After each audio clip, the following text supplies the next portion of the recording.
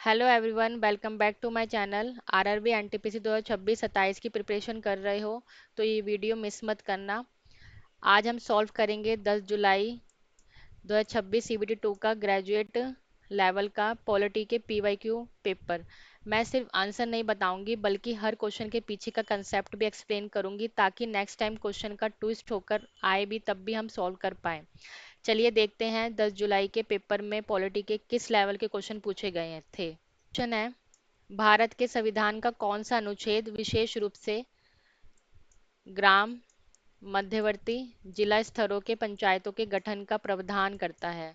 Article 243 B, article 243 A, article 243 H या article 243 D? आप बताइए कमेंट में आंसर। Article 243 B.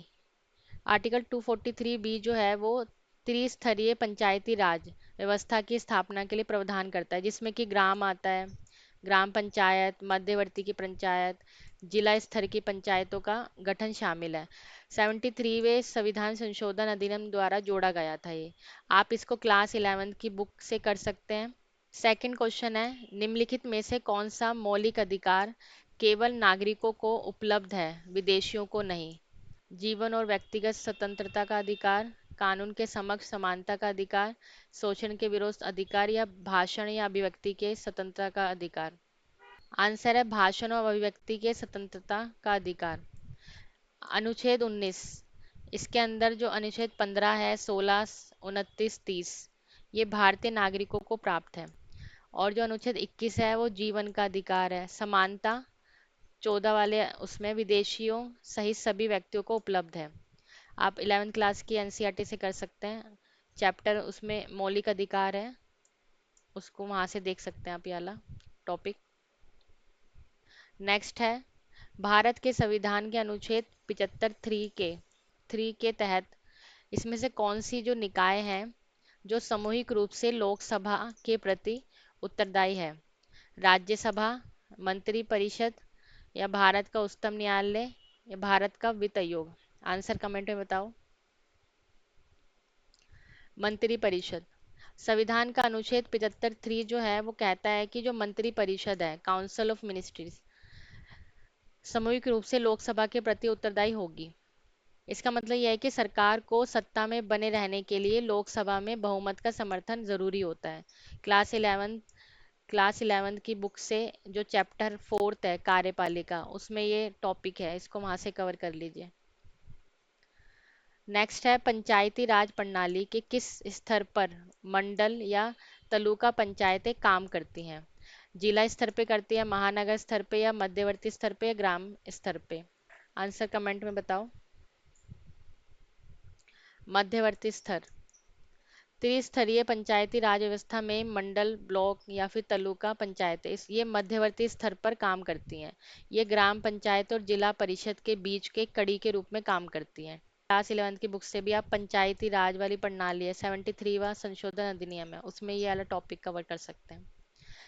नेक्स्ट है, भारतीय संविधान का कौन सा अनुच्छेद लोगों के कल्याण को बढ़ावा देने के लिए उन्हें प्रभावी रूप से सुरक्षित करता है या फिर संरक्षित करने का प्रयास करता है? आर्टिकल 14, आर्टिकल 39, आर्टिकल 41 या आर्टिकल 38? आंसर आप बताइए। आर्टिकल 38। आर्टिकल 38 क्या है? राज्य के नीति निर्देशित सिद्धांत वाला टॉपिक है।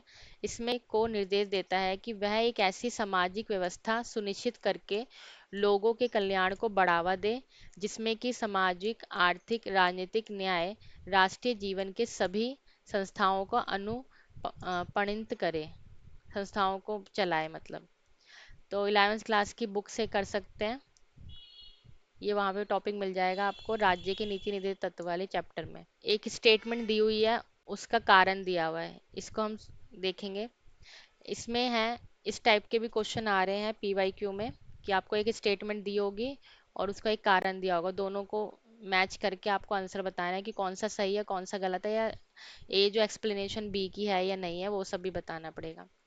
पहला है कि भारत का चुनाव आयोग मंडलों के आधार पर राष्ट्रीय और राज्य दलों के रूप में मान्यता देता है। कारण है राजनीतिक दलों की मान्यता चुनावी प्रदर्शन भारत के चुनाव आयोग द्वारा निर्धारित नियमों के पालन पर निर्भर करती है। इसमें ऑप्शन दिया हुआ है कि ए सही है या फिर आर गलत है, या फिर ए आर दोनों सही है लेकिन आर एक ही सही एक्सप्लेनेशन है, ए गलत है या फिर आर सही है, ए आर दोनों सही है लेकिन आर एक ही सही एक्सप्लेनेशन नहीं है। इन चार में से ऑप्शन बताने हैं। आंसर है कि ए आर दोनों सही है और आर एक ही एक्सप्लेनेशन है।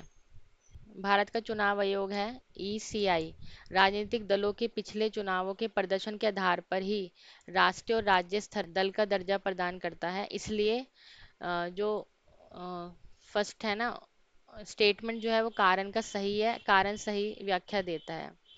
आप इसको क्लास 11th की जो चुनाव आयोग वाला चैप्टर होगा ना उसमें इसको कवर कर सकते हो। तो ये था लास्ट क्वेश्चन।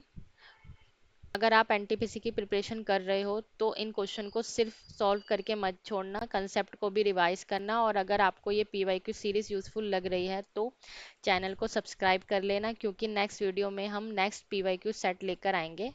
Thank you.